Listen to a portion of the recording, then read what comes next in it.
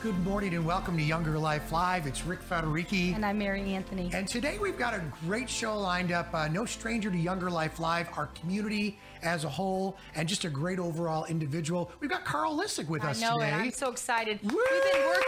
We've been working on getting Carl in here for a while. I think this is such a fabulous topic and something that affects all of us all the time. So, Carl Lissick, what's going on, my friend? How are you today? It's going on great. Happy fall to everybody. It's a wonderful day here in Indiana, and just looking forward to talking to you both. Yeah, you know, this is exciting because we talk about making a difference in our community. Mm-hmm. We talk about the environment as a whole. Right. We talk about green initiatives with Carl, his team of pros, multi-states, by the way, not only Northwest Indiana, Southwest Michigan, Michigan as a whole, Wisconsin, Illinois. We look at all the different atmospheres and including that with our radio partners, WIMS, WHFB, and of course, South Shore Clean Cities. So this is going to be a real interesting point as we kind of dabble into a bunch of stuff today. Absolutely. I mean, when we're talking about going green in general, it's the world. It's not really certainly any community. It's the entire world that needs to kind of, realign our thinking. And now it seems like it's,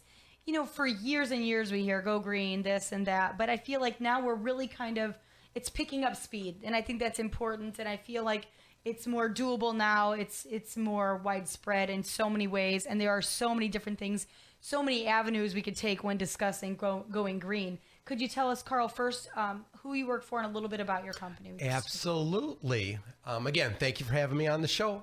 We started our company back in 2003, and my background was doing environmental cleanups back in the day. So we worked on a lot of EPA and Superfund projects. That was my career. So I did a lot of traveling across the United States, doing environmental cleanups, spent a lot of time in Northwest Indiana with working with the steel mills, a lot of the major cleanups that happen at the refineries. So a lot of work, a lot of legacy work here in our own backyard. And working, and at the time I was on a beeper. Remember those, Rick? You Absolutely. were always on a beeper. And so, wanted to do something different. And so my wife had a sales background and an accounting background, and we wanted to start something that was not even talked about back in 2003. And we wanted to talk about green. And so our company at the time we had two younger sons. So hence the name Legacy, wanted to create a legacy for future generations. And so we started our company and we started working with a local municipality and we worked with them on developing environmental management systems. That's probably the best way to talk about it. And so with that community, we started looking at opportunities for them to save money at the time and then to help them start to look at their environmental footprint. And that became very popular, it started grading a lot more emphasis. And so we were looking for opportunities within Indiana that were help with transportation aspects and alternative fuels. And so we looked and we found a coalition, a Department of Energy coalition was called South Shore Clean Cities. And South Shore Clean Cities actually originated, NIPSCO actually originated the South Shore Clean Cities program back in 1996. Wow. And so we had started back in 2005. And what happened was I got on the board of directors of South Shore Clean Cities, looking at opportunities. And at the time, the coordinator, and that was the title of the executive director, there was a national program going on in Palm Springs, California. They asked us to go because the coordinator was sick. So Lori and I went to California. We went to California. We saw all these great things that were going on with everything that you could think of about alternative fuels. And we said, oh my gosh, we need to bring this back to, at the time, Northwest Indiana. And that's how we really started with the Clean Cities program in our company. And so our company progressed by working on a lot of different transportation aspects.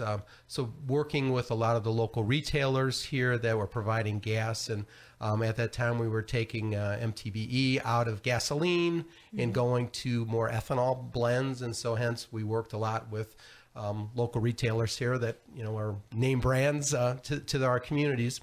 And we were looking at ways of obviously helping with air quality and helping reduce our dependence on imported oil. And so working with that, and really it's expanded on a daily basis, giving us the opportunity to work with our local leaders, our local communities, and then also, implementing some of these ideas into action.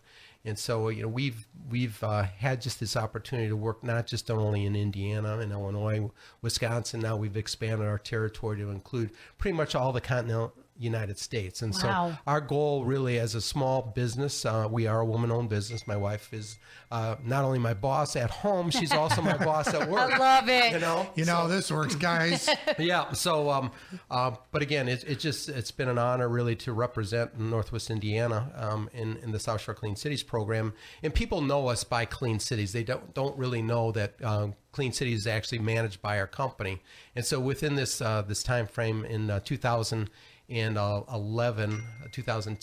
we were asked to help out the state of Wisconsin with some American Recovery money. At the time, there were grants available.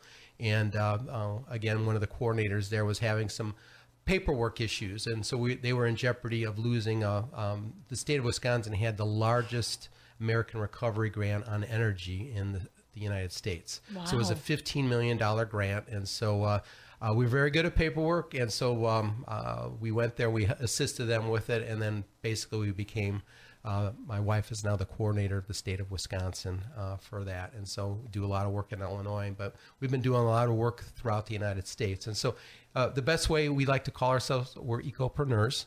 Ecopreneurs, you like that? I like love it. that. I love it. And, Very love hip. You that. better I like, think how that's better lock that bad fantastic. boy down. Yeah. I'm digging that. And in this Trademark. time frame, Yes. I have to be honest with you, Mary. I had the pleasure of actually working with Rick when we were working on the billion. It was the billion-gallon elimination of petroleum with the Department of Energy, and we met Rick about 10, 11 years ago. Oh, my. And so Rick and I actually instantaneously became friends, as just as you guys have become. And Rick and his team has always been a great supporter of philanthropical types of things. So hence, let's move forward.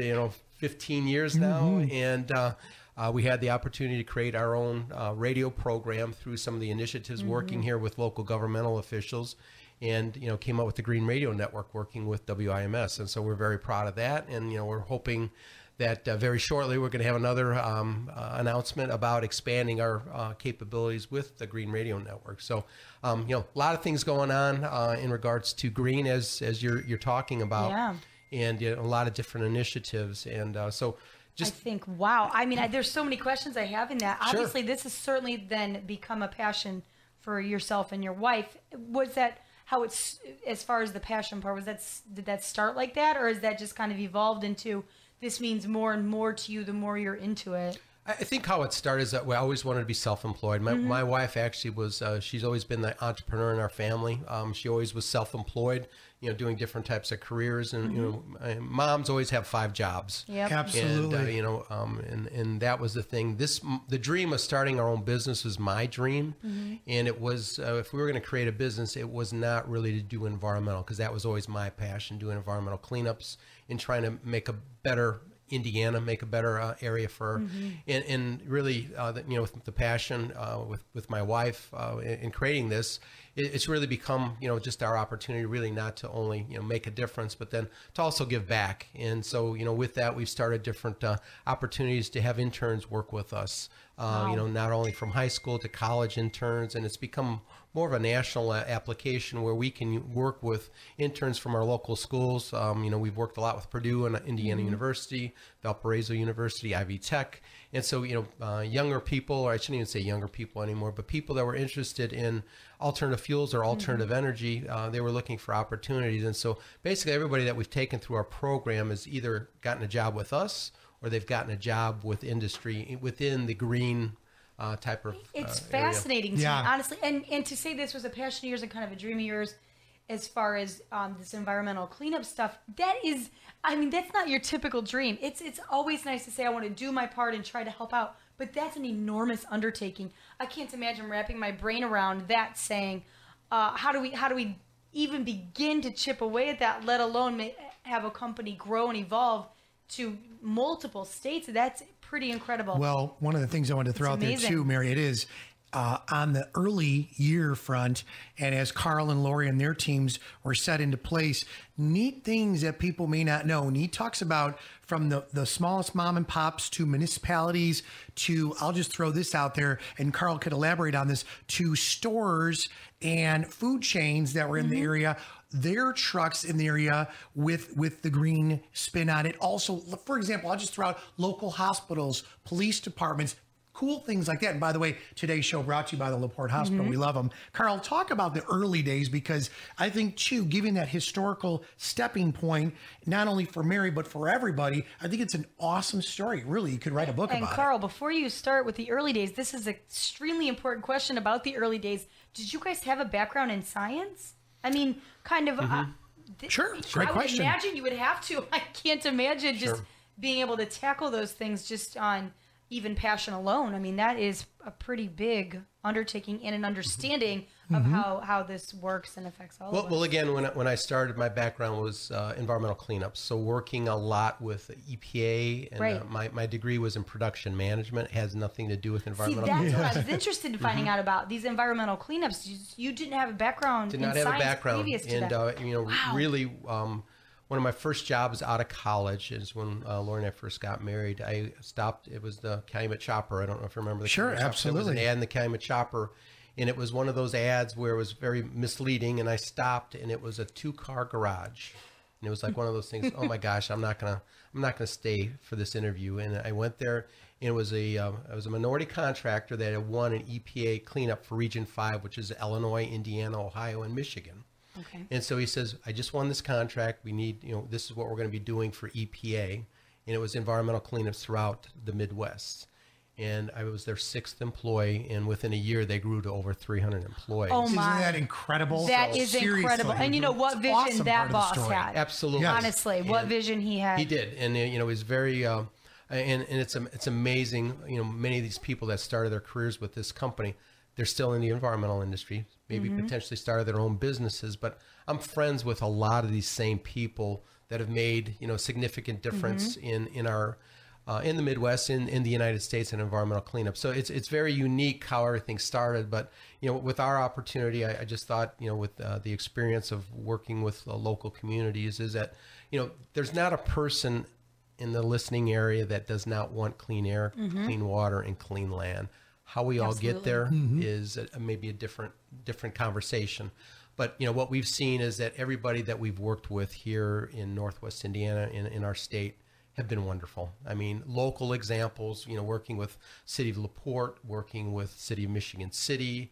It takes vision. It takes an army. As we say, Absolutely. It takes an army to raise kids. It takes an army really to get everybody to feel like they're making a difference in our community. And, people always ask me all the time, it's like, well, what do I have to do to go green? Do I have to go out and buy these, electric vehicles, or to do this? And we say, no, you don't have to do that. And it's like, you're asking, well, how did you start this? And, our favorite saying is, well, how do you eat an elephant? Well, you eat them one bite at a time. So everybody, just as their walk in life is a little bit different, our walk on our green footprint is a little different. So you start from the beginning. And so, I know that we do a lot with bike riding. I know Rick's become a big bike advocate, not so much for green. I think it's for health reasons. And enjoyment. It's pleasure for you. Right. Like and so, we see all these different applications that are going on within our communities that are really green initiatives. You got the Safe Routes to School projects where, one of the things that, we talk about technology and things that have changed across the United States, but let's talk about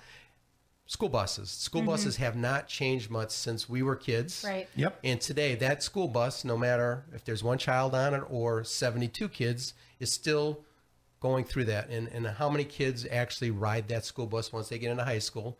They start driving their cars and so on. So, we're looking at ways of, education for, the new millennials, and saying it's like, well, potentially maybe there's other opportunities for us to get our young people to and from schools, to and from sporting events, and potentially maybe in the future will be, riding bikes on these trails. Carpooling was a big thing. We didn't call it carpooling when we were kids. We just went in with the neighbor who was driving to school that week. And so there's a lot of different things, and it all comes with education. And so, through the internet and through, the different sciences and things that we've learned, there's just different things that we can do that actually are going to save not only the environment, but are going to help save our pocketbook money. Carl Lissick, of course, Mary Anthony, Rick Federici, Younger Life Live, of course, brought to you today by the LaPorte Hospital. That's just a sample. That's Doesn't it blow your incredible. mind? Because there's so many different avenues and so many different inward steps. And then there's the spider legs that go along with that to make it better, Well, it can be cleaner, overwhelming safer, thinking about healthier, younger, longer. Absolutely. That's it. Carl, I'd like you to kind of clarify for me what exactly is these environmental cleanups that you were doing when you worked for this company. What all does that mean? What is that? Are you just working on improving this? Does this mean the company had something wrong already that you're helping to correct, or you're just helping prevent a problem? Well, there's a lot of different laws and things that have changed, certainly. with EPA through Indiana Department of Environmental Management. And so within this time frame, let's say in the last 20 years, there's been a lot of changes. And again, we're finding out that, certain products and certain environmental aspects are not good for the environment. And hence, the way we measure air quality right now. And, people will always talk about was, well, why do we have to do emission testing in Lake and Porter counties? And so, with the environmental cleanups, what we've seen is that there's been a lot with, heavy industry. And with those, law changes, if you will, they became somewhat type of, things that they had to follow the law and become more stringent. And a lot of those were with the cleanups. So how you would handle your waste products, how you would protect your employees at these facilities. So, incorporated a lot of those different things. So we went from everything from transportation disposal of hazardous waste to ocean worker protection. And, and those things have, continued to evolve, for the last years. But now, another component of that has been in environmental and health and safety aspects of employees. And so, before when we, people would always be smoking at different, areas of a company, and, that's become obsolete, really. Right. Good thing. I like it. It is. And, we are always learning new things. I mean, you watch old TV shows and they are smoking on. Absolutely. My kids, if something like that is on, they say, are they really smoking? Yes, that was normal. Many years ago could go to the doctor and people be smoking there. You're right. Think about the airplanes, the restaurants right. are the ones that and flip me out. I feel like as we learn more and try to be healthier and keep a healthier environment, then things are always changing. So I imagine your line of work, it's continuously changing, and it's probably always going to be. It is. And again, I think that's the one thing is, again, as I mentioned, we all want the same thing: clean air, clean land, and clean water. How we get there, there's, people will talk about climate change. They'll talk about these different environmental issues that potentially are going on in our communities, whether they're pro or con. And I think, one of the steps that we always try to do is take a step backwards. How does it improve? Nobody wants any of those poor things in their backyard.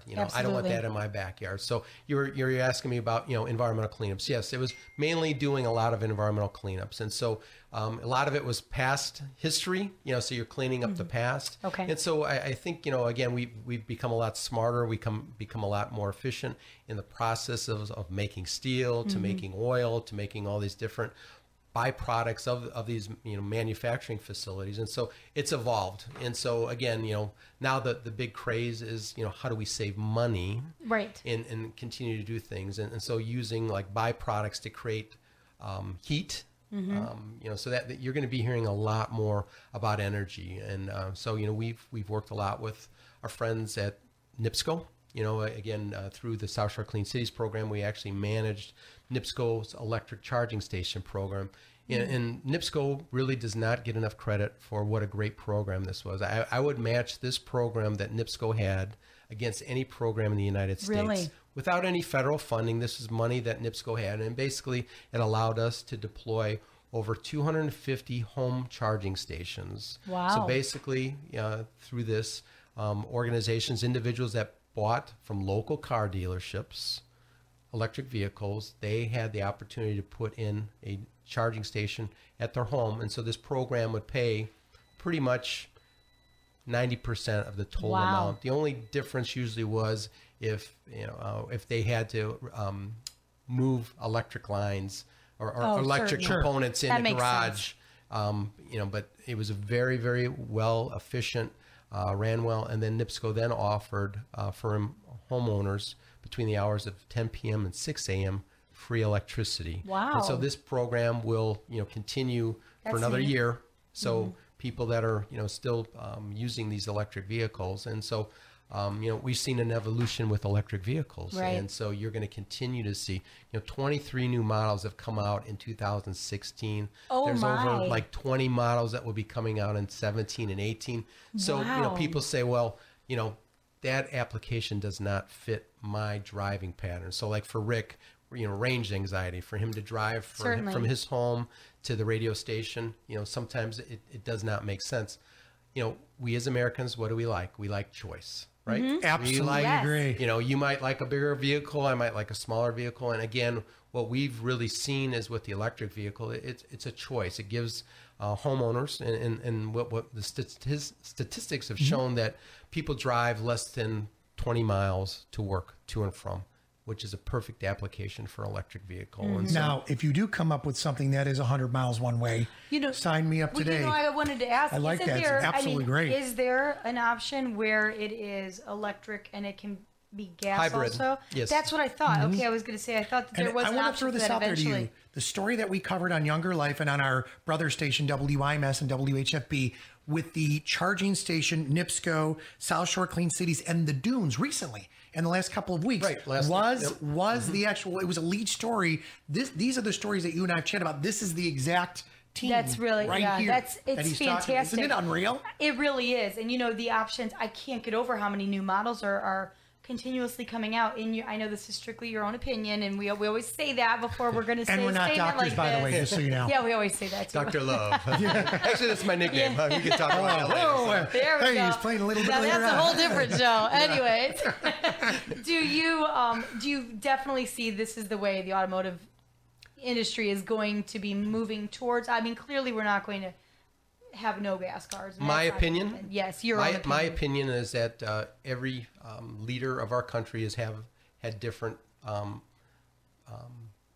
opportunities that they would think that we're going to better. Under our current administration, it has been electric vehicles and the Okay. advancement of electric and hybrid types of applications. Again, we're going through a new election. There could be a new vice, if you will, moving it. But all these different vices, let's call them, Sure. have given us an opportunity to reduce our dependence on imported oil. And people Key. say. Absolutely. Which has been that's been tremendous key. And so then people say, well, you're against the major oil refineries and stuff, and the major oil refineries are some of our biggest supporters. So we've worked a lot locally here with BP, one of our largest employers in our state, Northwest Indiana, and they're one of the biggest advocates of what we're doing. So we're working together of advocating for cleaner fuels, in which they're advocating for, but then looking at ways that we can work together and collaborate. And so we talk about emission reductions in our area, and so that's one of the things that people say. Well, the majority of the problems that we've had with air quality in Northwest Indiana have been associated with industry, and scientifically, it's false. It's been us as consumers, and the vehicles that we travel in to and from work, and the expressways that are full of trucks. Right. It's the congestion that's evolved through vehicle emissions. And so again, not to get into arguments and things like that, the opportunity is really just to point out just opportunities first and ways that we can reduce that environmental footprint. So let's move forward and talk about some of the things that are going on here locally that people can see. So we've worked a lot with the National Forest Preserve. And the Forest Preserve has got a climate protection program that they're working on, and so we've been implementing different types of alternative fuel vehicles there, and doing educational outreach with some of the people that come there, and then some of the tour buses, some of the things that are going on in the community. So the park group is actually the National Park Service is moving here locally towards natural gas and electric, and so we've teamed on different types of grants. If you've seen some of the shuttle buses that are running from the South Shore to the lakefront. Yes. Those are all initiatives that were started in collaboration with us. And so we've applied for grants. Some of those shuttles that you see are, have been funded through grants, created That's nice. economic development, for local vendors, restaurants, hotels, and we're expanding that. And so, locally we're having the expansion of our South Shore, the double tracking. And so again, why would we be an advocate of trains? Well, trains actually take off congestion off the road, and working with NICTE and the Regional Development Authority and trying to create opportunities to get these vehicles off the road and get us to and from convenience to stores and to shopping arenas. And so it is working together, and I think that's one of the things that we've seen from our work is that people say we don't work together, that the Indiana doesn't work well, and we've been doing it for years. And I would debate anybody to say that people aren't reaching out to work with these different organizations, because we're working, like I said, with the steel mills, the utilities, with local business, with the major OEMs and original equipment manufacturers. Thank you. And working with the force and working with our communities, and everybody's, like I said, I go back to it, everybody's interested in the same thing, doing the right thing. And there's nobody, whether they're a violator or for pollution or stuff, they're not doing it on purpose. I mean, I really believe that. So we've got a couple of people, all those text messages you hear dinging in for Carl. They want to know, Carl, do you help folks actually get grants? That was a couple of folks texting on the show this morning, Younger Life Live. Of course, Carl Lissick, Rick Federici, Mary Anthony brought to you today by the LaPorte Hospital. Can you help out folks, obtain grants and stuff like that? And it's a good question. Yeah, absolutely. I mean, I would imagine for a small business, maybe just starting out, would be a little overwhelmed trying to increase their own efficiency. It'd be tough. And find out if grants are an option, and how do they find those things out? So let me just back up a little bit. When we started our business, and I would recommend this to any small business, whether it's green, entrepreneur, is work with the Small Business Development Center. Once we got involved here locally with the Small Business Development Center, it expanded our horizons. Sometimes I think, again, as individuals and as organizations, we think too small. And so we were thinking too small. And, we started our business actually out of our basement. And, we were thinking too small. And so we worked with Purdue on, we actually hired some Purdue students. They had an Indiana internship program. We were the first small business out of this group to hire employees through this program. And so, neat. And again, there's been different people from Purdue that have been on the show working with the Small Business Development Center. So, basically, there's a lot of free resources that are available for entrepreneurs here. So I would say, start there, start with the Small Business Development Center. But to answer your questions on grants, so grants became it became an opportunity. I was not a grant writer. I'm not an English major. You were going to ask that question to Carl. Well, I'm just curious. He's awesome. He's so intelligent. We saw it as a need in our area, and so we started writing grants, and we've written and been awarded over $75 million worth of grants in the last 10 years. And that you find for other businesses, or that your own business, or for both? I wish it was for me, because I wouldn't be. I'd be sitting on a beach somewhere right now. He wouldn't be here with us on Younger Life Live. Yeah. But again, I think we worked with all of our local communities that we've talked about, a lot of our local businesses, and I would like to say there's a grant for everything.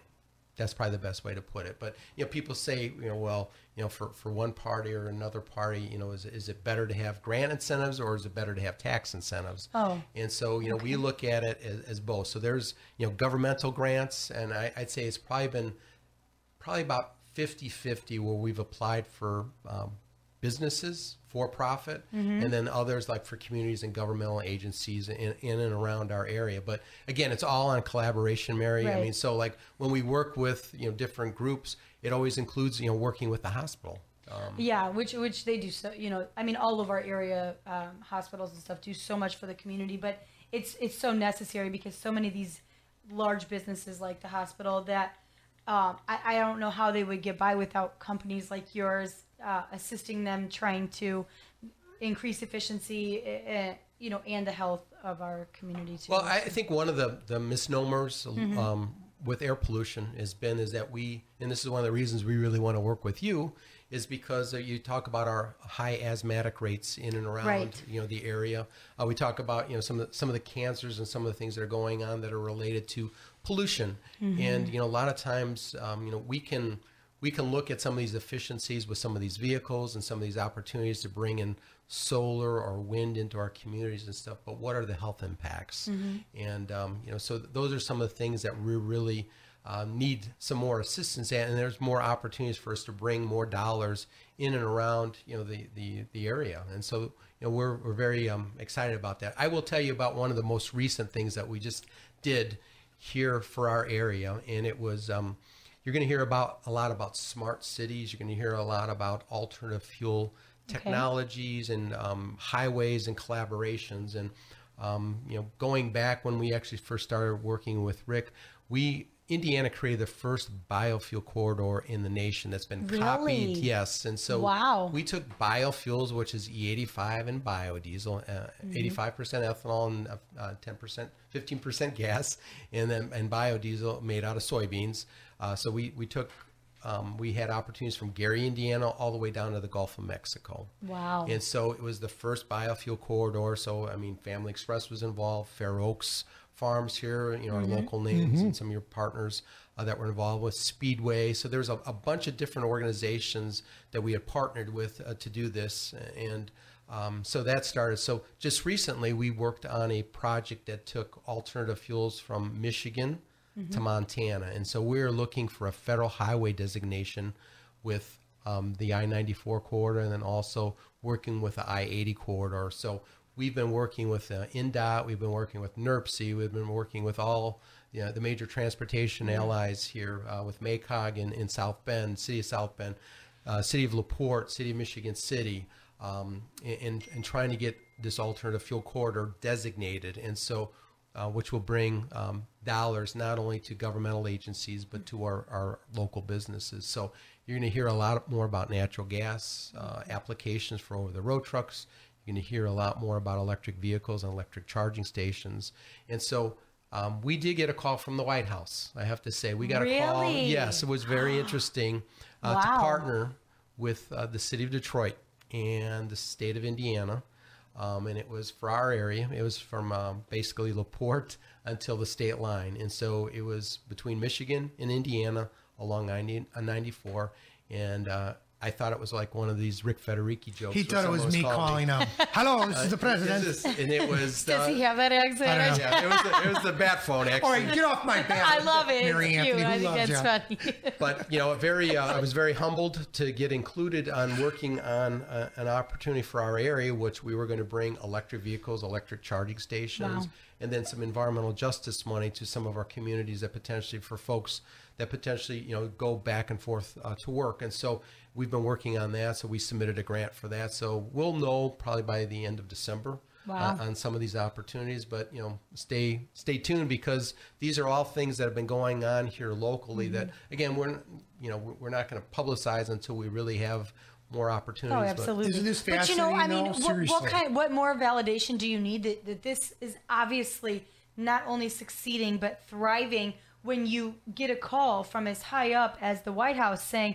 you're doing this well, and we want you and your partners to figure this out. It's amazing. And hold that thought. Absolutely 100% agree with it. The other spin on that for Carl and the group is that our whole theory here with YoungerLife Live, healthier, younger, longer. This is great for our future generations. It's great for us. It's great for those folks that have, lived their life and are on the backside of it. And just this, to me, is absolutely wonderful. Just the change I've seen personally working with Carl in the last 15 years is unbelievable. It's fantastic. Seriously. Well, but again, you look at some of our local leaders and some of the things that they're doing. And I think, again, we've been doing it on limited budgets. Right. So, again, this is something new. If you look at, some of our governmental agencies, people are working 2 or 3 jobs, just like all of us right now, with less resources. And so you can't be an expert on everything. And so that's the thing, is that we just tell people is that the things that we promote are only EPA and Department of Energy approved. That doesn't mean they're not good technologies, but they've been vetted. Right. And so part of what we're trying to do is help educate, and we're trying to vet some of this technology, buying it from local vendors. So we're trying to promote our great. local backyard, and then trying to create opportunities for some of our younger people that are interested in as careers and moving forward. And I just like the internet, just like changes that have happened with radio in the medical field, certainly. they're constantly changing within the environmental, in the, let's call it, the sustainability types of activities. And so, we're just excited about, some of the things that you're going to be hearing about. And I don't want to let the cat out of the bag, but there's going to be a major announcement coming right from our own city, Michigan City. And some of the things that they've undertaken, with the police department, some of the solar applications. And so it's like looking to the future. I mean, Michigan City is very unique. Airport, zoo, golf course, Right. Buses. I just want to let you know something here on Younger Life Live. In order for you to get out of the studio today, you must tell Rick Federici and Mary Anthony one secret. And we're going to know what that cat is out of the bag. Because then we get that out of everybody. They kind of unveil a new book. I'm retiring. I've got all these crazy things. I'm just kidding. But it's really a neat focus though today. I love the show. It really is. And I think that it is at such huge scale as this and can be as small scale as what we can do at home. And that's something I'd like to talk about too for us and our listeners. What are things that we can begin today that would not only be better for the environment, but also may save us a little bit of money and be more efficient in our own, household. Our own world. Our own little world. Yeah, our own little household things that we have going on. A lot of times people are not aware of some of the efficiencies that are available, or some of the grant funding, or some of the changes that we can do internally. So any of the NIPSCO clients that potentially are there, I would go to the NIPSCO website. And there are various initiatives that are available for businesses and for us as individuals. And so, I mean, as everybody's got that old refrigerator that's out in the garage. And, a lot of times, what do we do with the refrigerator? It's probably running, maybe has some soft drinks in it. And, but, a lot of times these are very old and inefficient. And so, NIPSCO does have a program where they will come, pick that up. And if it's running, they will pay you $50 for that, or credit you $50 off of your. So that's a good way to save money. But different things, lighting. So again, you don't have to go out and change all your light bulbs, but change the LED lights would be a very simple way of saving big money. But saving is just by shutting off things. Let's face it. I know we were talking about cups of coffee this morning. Rick, did you go through the drive-through? This morning I brought a cup of coffee from home. Okay. But then when I got into the area, I did go through the drive-through. So what happens when you're going through the drive-through? You're idling. You're idling. And so how many miles per gallon does any vehicle get when you're sitting there idling? 0. Thank you, Rick. So that's a good way. So again, we're talking about ways of being healthier. We're lazy. We want convenience as Americans. I'm not saying that Rick or Mary it's wrong, or he's yelling at me. It just is. But it's a good way to save money. So I mean, sometimes the convenience, it's just getting out of the car, going in. The way we recycle, I think our state has a 50% recycling goal, and so there's ways that within our communities, and we've got some really good programs within our communities. Lake LaPorte and Porter counties have some of the leading recycling numbers in our state. So there's ways of taking back metal, to recycle. A lot of times what we do is we just donate that to one of our other nonprofit organizations. So, so easy things is, our dishwasher running, our appliances like washing clothes, maybe after like 5 o'clock after the heavy use of electricity would be used. So you're getting a lower rate on your electricity. Using higher efficiency as you're buying new appliances. I'm not saying go buy, but look for the Energy Star labels. Just very common sense types of things. And usually it is common sense. Today when I'm walking in the studio, what do I see? I see the outside lights on at WIMS. So what did I do? I shut them off. I don't look for someone to tell me, hey, who do I talk to? He looked at me just because he knows I'm the first guy in after Nick Cohn, but I'm going to blame Nick. Okay, no, there you go. We're all a teamer, but that is a really good point. And easy. I will tell you, at our home, and that's a really great question you had, Mary. At our home, we did switch to the LEDs. Norma, my wife, does work with different lighting and her capacity, engineering and documentation. And everybody at her work kind of did this as an initiative.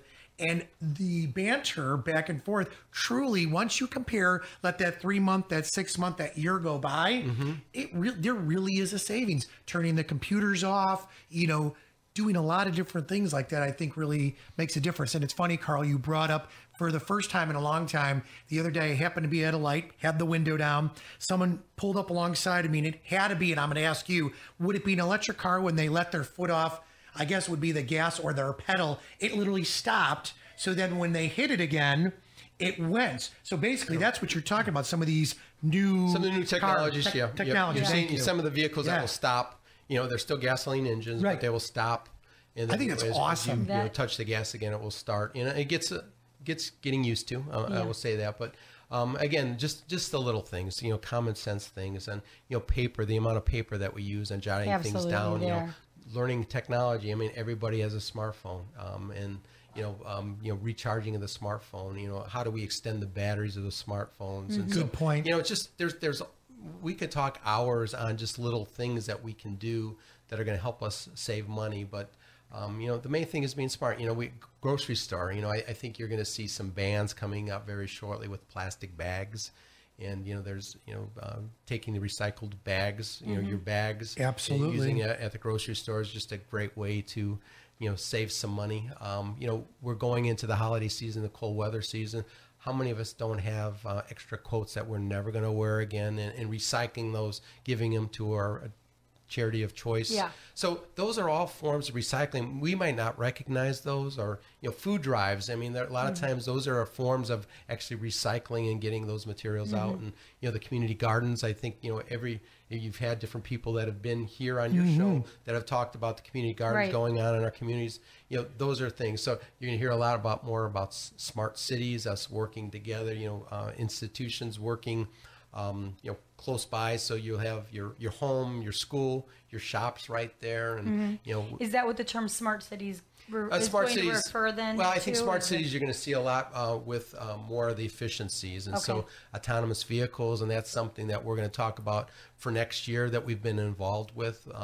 There's just we've had different people on our show that have been talking about some of the safety features with security.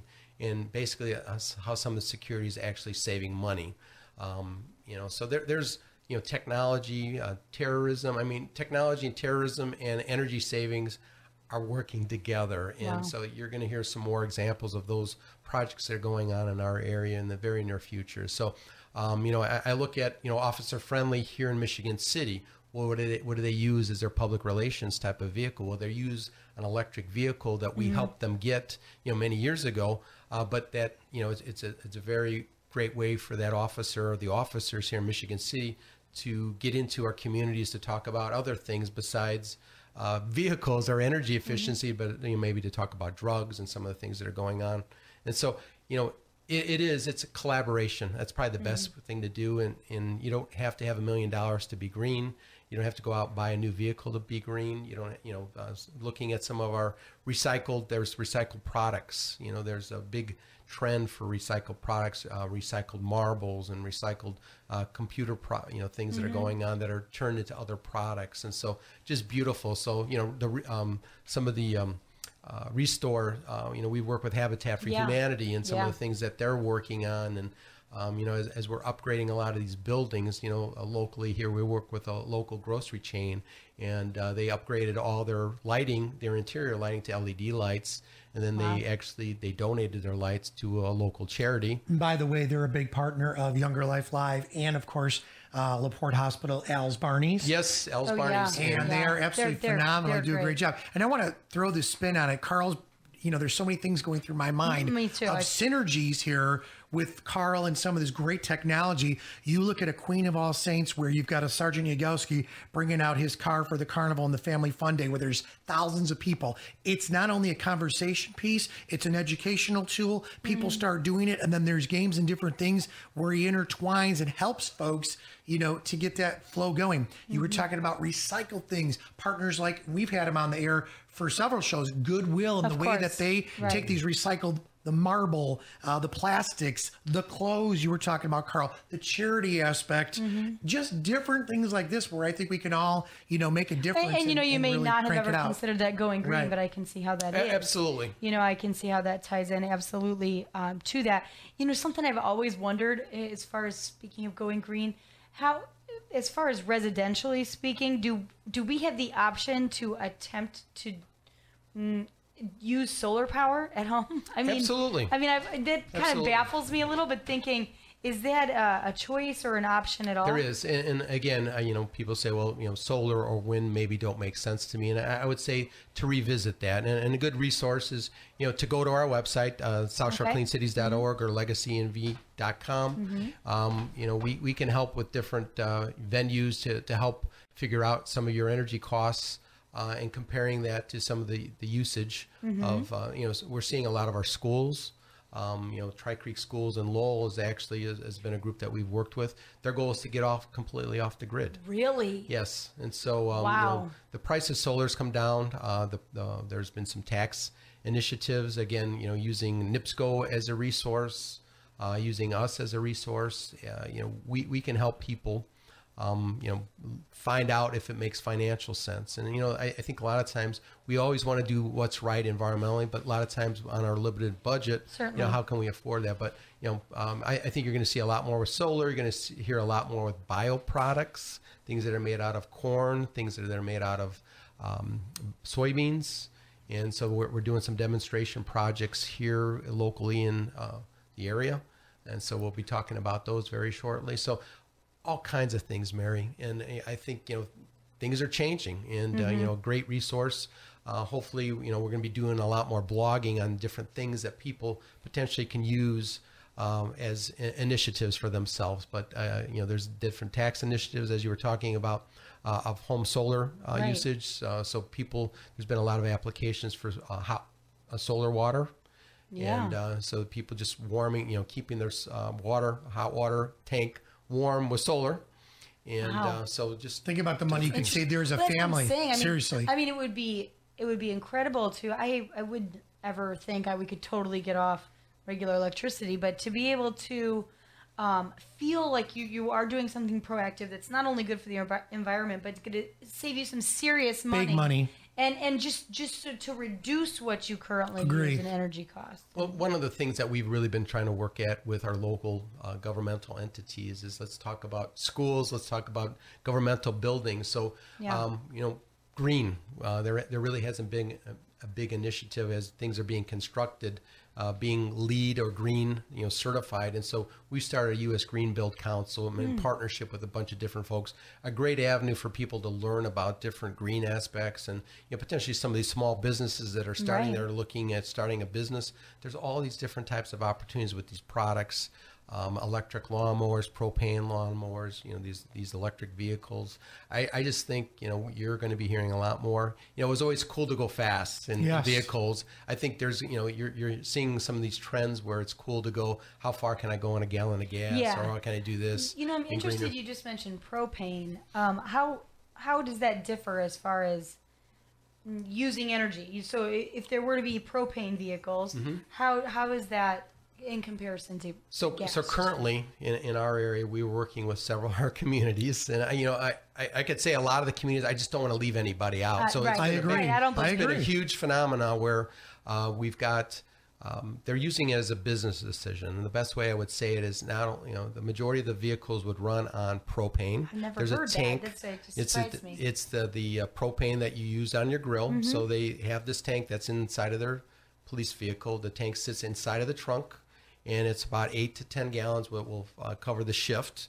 And so their cost comparison between that and unleaded gas right now is they're probably paying about 80 cents a gallon. Wow. 70 to 80 cents a gallon. And it works, and it works. And then when they go into I just never heard that. high pursuit, it switches to gasoline. And I see. You will see that this is becoming a bigger phenomena with that. And the reason people are going to propane is because lower infrastructure costs. We're a propane provider. We still have a lot of people in the listening area that are using propane heat. But the conversion cost for communities to move towards propane, and one of the greatest examples is that transport is using propane vans. So people are using that locally, and so Mayor Milo's and Tom from the city's looking at expanding their use of propane. City of Michigan City, we work with them. They've been very expansive on the use of compressed natural gas. So you're going to be hearing some really cool things that the city is doing. So again, throughout the area, City of South Bend, we work with City of South Bend. They are the largest user of compressed natural gas. They've got the most police cars in our entire country that are running on compressed natural gas. So, kudos to the mayor, kudos to their staff.